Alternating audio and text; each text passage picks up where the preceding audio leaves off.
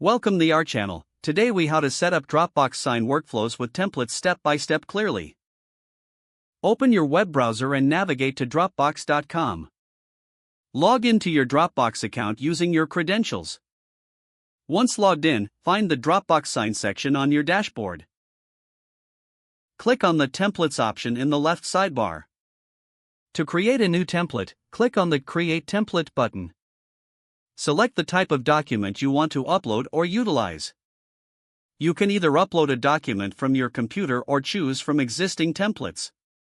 After uploading, you will be directed to the template editing interface. Add any necessary fields to your document, including signatures, dates, and text boxes.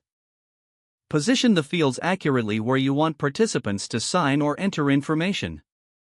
Once your fields are in place, click on the Save Template button at the top right. Give your template a clear and descriptive name.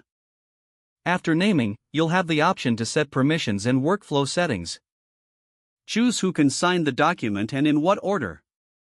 Next, navigate to the Workflow section to set up automated processes. Click on Create Workflow to start the setup for your template. Select your newly created template to associate it with the workflow. Define the participants involved in the workflow. You can add multiple recipients and assign roles such as signers or approvers. Set the sequence in which recipients will receive and interact with the document. Once all participants are added, review the workflow settings. Ensure that notifications and reminders are configured according to your preferences. Finally, click on the Finish or Save Workflow button to complete the setup. Your Dropbox Sign workflow with templates is now ready for use. If the page does not load, refresh the browser or try again in a private or incognito window. Make sure you are using the correct email address, then retype it carefully to avoid small typos.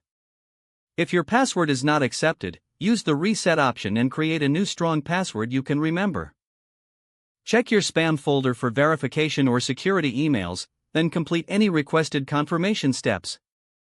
Don't forget to like this video and subscribe to our channel for more step-by-step tech guides.